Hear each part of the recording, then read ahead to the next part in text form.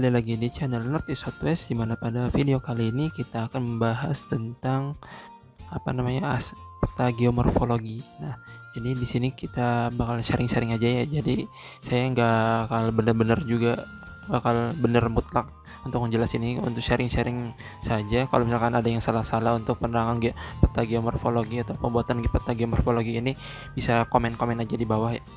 Jadi sekarang kita bakal membahas tentang peta geomorfologi. Apa sih peta geomorfologi itu? Nah, menurut Pusat Survei Geologi, peta geomorfologi merupakan peta yang menggambarkan informasi tentang bentang alam yang secara genetis akibat proses-proses yang terjadi pada masa lalu maupun sekarang, yang dapat memberikan informasi mengenai potensi sekaligus kerentanan lahan dalam suatu wilayah. Jadi untuk garis besarnya, peta geomorfologi itu peta yang memuat tentang bentang alam dari suatu daerah secara genetis akibat dari proses masa lalu maupun sekarang. Jadi nggak harus masa lalu dulu, sekarang juga bisa, dan memberikan manfaat untuk mengetahui potensi kerentanan lahan dan juga suatu wilayah. Nah, peta geomorfologi ini berguna yaitu untuk mengetahui untuk perencanaan dalam atau pembangunan suatu wilayah.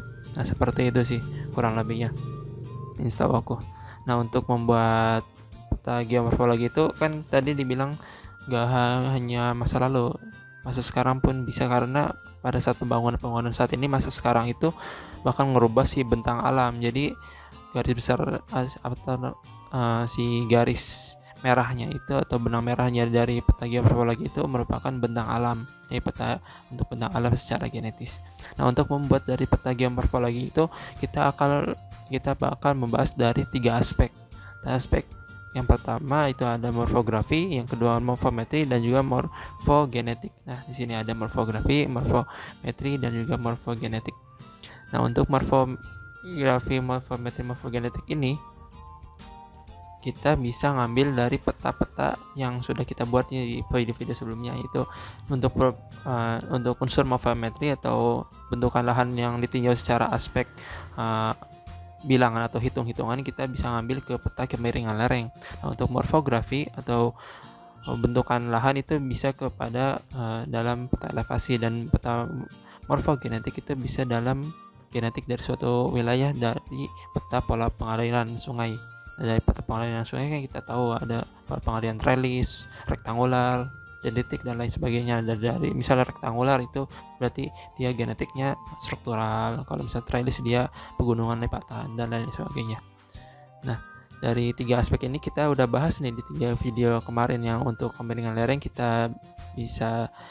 kalian bisa tonton video yang sebelumnya di pembuatan peta kemiringan lereng, untuk peta elevasi di peta pembuatan peta morfografi, dan juga peta pengaliran sungai kalian bisa lihat di video untuk pembuatan peta pola pengaliran sungai. Klik aja di pojok kanan atas ini ya, saya langsung klik aja di situ.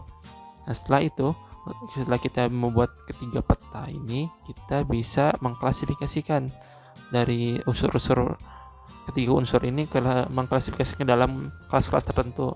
Nah, untuk kelas-kelasnya sendiri saya biasanya pakai Van Zuidam ya. Jadi untuk peta kemiringan lereng kan udah dibuat nih, misalnya peta kemiringan ada yang merah, ada yang kuning, ada yang hijau, dan lain sebagainya. Misal kita dapat kemiringan lerengnya misal dari 3 sampai 4 derajat, itu sangat landai kelasnya.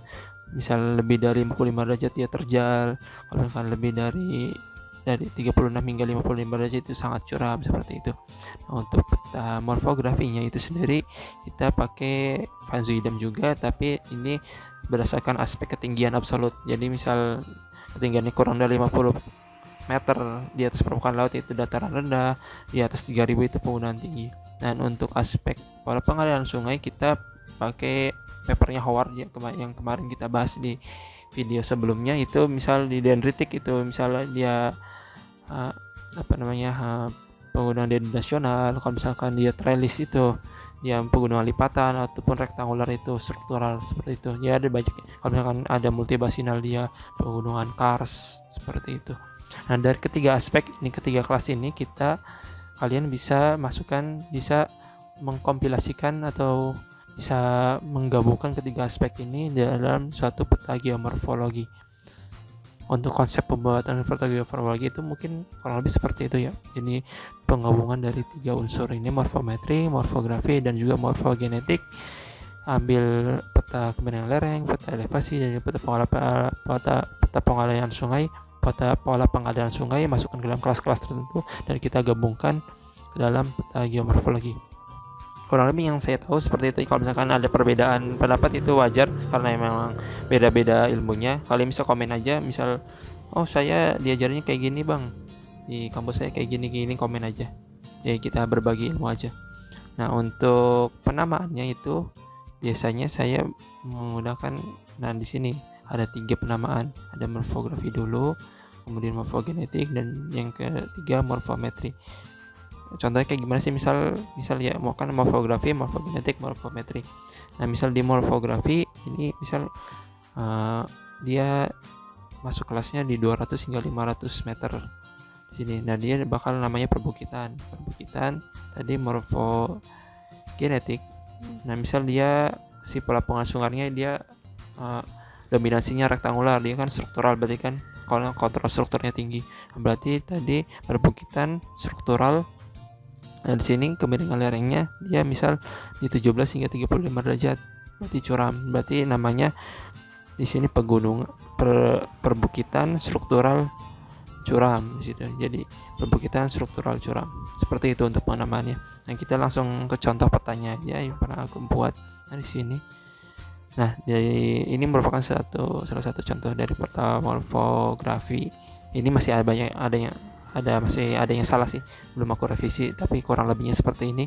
Nah, sebelumnya kalian masukin 3 peta ini, kalian bikin 3 peta ini, peta kemiringan lereng beserta kelas-kelasnya, terus peta morfografi dan juga peta pengaliran sungai. Dan jangan lupa si legendanya jangan lupa di sini, misalnya warna ini apa seperti itu. Nah, di sini saya lihat di peta pengaliran lereng banyaknya dia curam ya, di sini curam ya, warna pink. Yang morfografinya ada 2 kelas, yaitu kelas bentuk lahan perbukitan tinggi dan juga bentuk lahan perbukitan. Dan yang pola pengalirannya saya di sini ada interpretasi saya ada 4 dari pola pengaliran sungai, yaitu subdendritik, sublateral, radial, dan juga subparalel. Nah, untuk masukinnya kita masukin ke dalam kolom ini, ke dalam Excel ini. Di sini pertama morfografi ada 3 kelas. Ini untuk pengaliran sungai harusnya ke morfogenetik ya. Nah, itu belum direvisi.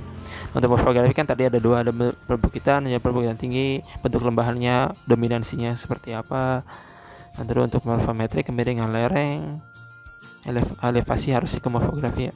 Elevasi di sini berapa, kemiringan lerengnya dia apa kelasnya, dan morfogenetik itu tadi ada endogen dari pola pengaliran dulu ya. Pola pengaliran dia dominansinya apa, terus genetiknya apa, terus dia pengaruh eksogennya, erosi atau perapukan dan lain sebagainya. Dan untuk litologinya, kalau misalkan kita udah checking ke lapangan, kita bisa tahu kan litologinya. Di situ ada batu gamping, batu pasir, batu tuh.